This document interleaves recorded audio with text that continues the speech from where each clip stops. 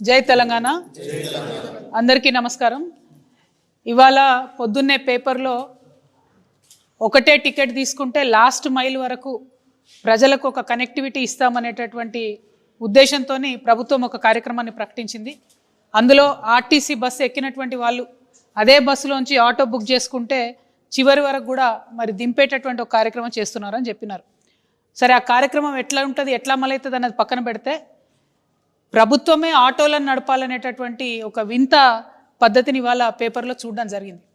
ఎందుకు వింత పద్ధతి అంటున్నామంటే, ఆల్రెడీ ఆర్టీసీ బస్సులో ఫ్రీ అని చెప్పి పెడితే లక్షలాది మంది వేలాది మంది ఆటో కార్మికుల పొట్టను కొట్టినటువంటి పరిస్థితి అలా ఉన్నది. గిరాకీ లేనటువంటి పరిస్థితి ఉన్నది. ఏమాత్రం కూడా నెల నెల ఆటో డ్రైవర్లు ఈఎంఐలు కట్టుకోలేని పరిస్థితి ఉన్నది.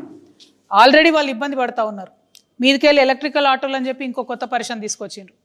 ఆ తర్వాత 1 స్టేట్ 1 పర్మిట్ అని చెప్పి ఇంతవరకు దాని గురించి మాట్లాడలేదు. నెలకు 12,000 ఇస్తామని చెప్పి ఇంతవరకు దాన్ని మాట్లాడలేదు. మీదికెళ్ళి చలాన్ల మీద చలాన్లు వేస్తున్నటువంటి పరిస్థితి కూడా కనబడుతున్నది.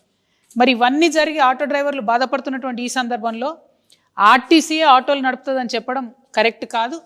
ఎగ్జిస్టింగ్ ఆటో డ్రైవర్స్ ఎవరైతే ఉంటారో వాళ్ళతోని ఆర్టీసీ ఒప్పందం చేసుకోవాలి.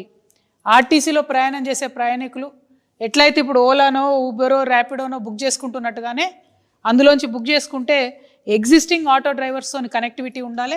వాళ్ళు ఎక్కడంటే అక్కడ దిగబెడతారు. వాళ్ళు ఆల్రెడీ చేస్తున్న పనే, వాళ్ళు చేసే పనిని మళ్ళీ కొత్తగా ఇంకొకరికి ఇచ్చి మళ్ళీ ఎలక్ట్రిక్ ఆటోలు మేము పెడుతున్నాం ప్రభుత్వం నుంచి అని చెప్పి ఆ 3 రంగులేసి ఒక విచిత్రమైనటువంటి ప్రయత్నం చేస్తున్నారు. ఇది కరెక్ట్ కాదు.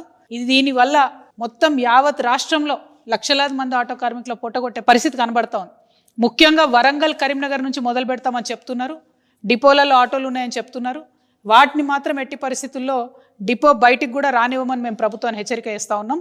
ఎందుకంటే దీనివల్ల డైరెక్ట్గా ఆటో డ్రైవర్లకి నష్టం జరుగుతుంది. అంతేకాకుండా ఈ గార్బేజ్ పికప్ చేసే ఆటోలను కూడా నరక యాతన పెడుతున్నది రేవంత్ రెడ్డి ప్రభుత్వం. వాళ్ళు ఒక 30,000 మంది చెత్త ఆటోలు నడుపుకునేటటువంటి డ్రైవర్లు వాళ్ళు ఇబ్బంది పడుతున్నారు. మీరు ప్రతి ఒక్క ఆటో డ్రైవర్ని ఇబ్బంది పెట్టే పరిస్థితి తప్పితే ఎక్కడ కూడా మంచి చేస్తలేరు. సో ప్రభుత్వానికి హెచ్చరిక చేస్తూ ఉన్నాం. ఈ లాస్ట్ మైల్ కనెక్టివిటీ ఏదైతే ఉందో దాంట్లో ఎగ్జిస్టింగ్ ఆటో డ్రైవర్లు ఆల్రెడీ ఆటోలు నడిపేటటువంటి వాళ్ళని ఇంక్లూడ్ చేసుకోండి.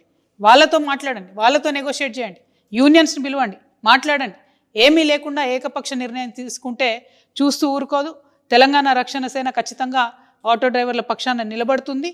త్వరలోనే ఇందిరా పార్క్ దగ్గర ఒక పెద్ద ఎత్తున మహాధర్నాలాగా నిర్వహిస్తాం. ఆటో డ్రైవర్లందరితోని అనేకమైన ఆటో సమస్యలు ఉన్నాయి, వాటి మీద ధర్నా చేస్తాం. అప్పటికీ ప్రభుత్వం దిగిరాకపోతే ఎంతవరకైనా వెళ్తాం. ఆటో డ్రైవర్ల హక్కులన్నీ కూడా సాధించుకుంటాం. Thank you. జై తెలంగాణ. జై తెలంగాణ.